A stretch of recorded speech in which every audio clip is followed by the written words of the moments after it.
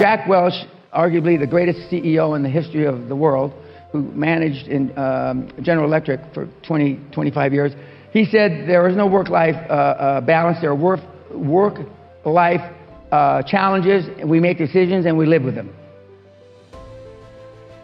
Do you think Elon Musk has work-life balance? No. Do you think Steve Jobs, when he was alive, had work-life balance? No. Do you think Bill Gates? No. Henry Ford? No. Original Heineken? No. So if none of those people that created the wealth of the world had work-life balance, why do you think you're going to have it? Why? Because you deserve it?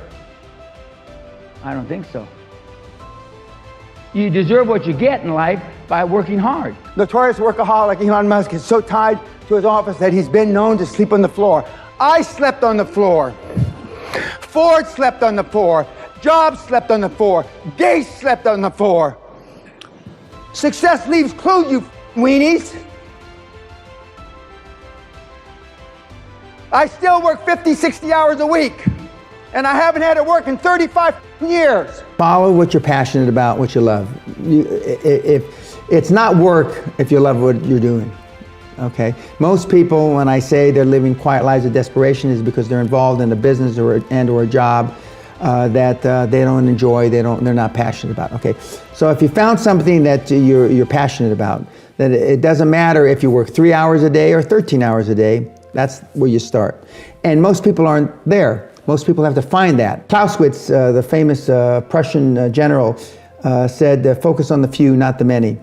And the most common error that I see in reasonably successful businessmen and women are that they try to do too many things. And focus on the few, not the many. Warren Buffett and Bill Gates simultaneously said one word: focus. That's it.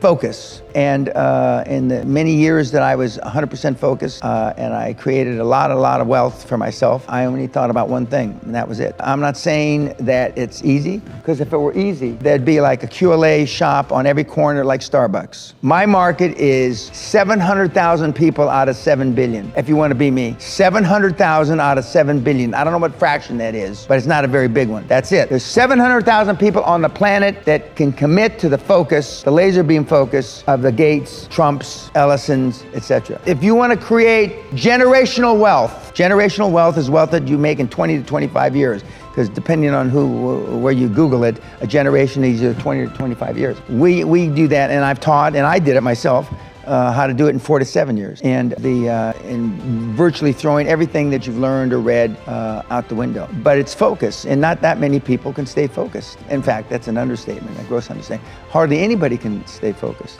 Unless we build the right foundation, I mean, the house will be wobbly, and it'll be, we got to build the right foundation. And for the most part, most people in this room and most people listening on YouTube have to come to the realization, as sad as it is, that you have pissed, you have urinated heretofore up until this morning, your entire life down a hole. Very simple. That's it. If you want to create massive wealth. If you just want to be a happy, slappy housewife from Dundee, or a happy, slappy bimbo from Toronto, or a happy, slappy guy who goes to the Little League games in Mesa, Arizona, then that's okay. But if you want to create some money, and money's not everything. But if you don't think money can buy happiness, you don't know where to shop. You can get money and then go save the world. You can get money and save the forests in Brazil. You make money and go save global warming, which I don't believe in. You can, and save the kids in Biafra and all that shit. But without money, you can't save a thing. Don't you understand? Don't the idiots on YouTube understand that? We all know how to lose weight. We all know how to get physically fit. We all know how to build our businesses. I can go to the Yellow Pages today and pick out any business that's in this room, and I can find somebody that's beating your brains out. I don't care what you do. And as some of you have heard me say, but I'm going to say it again because it's important. For this example, again, we all have 100 IQ. For some of you, I'm giving you some. For some, I'm taking away some. We all know nobody can have 10 times our IQ. Well, then why the hell do people make 10 times more than we do, 1,000 times more than we do?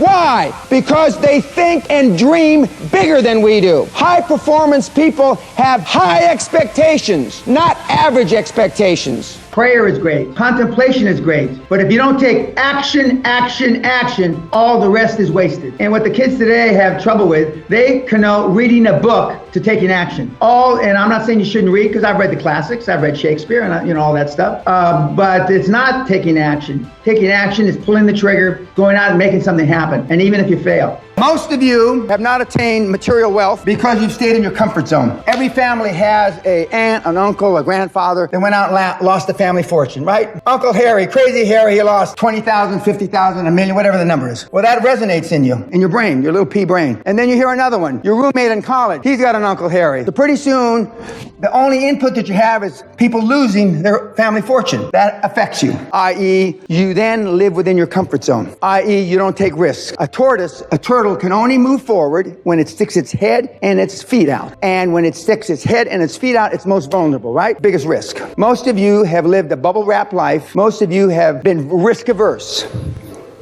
Why you are where you are?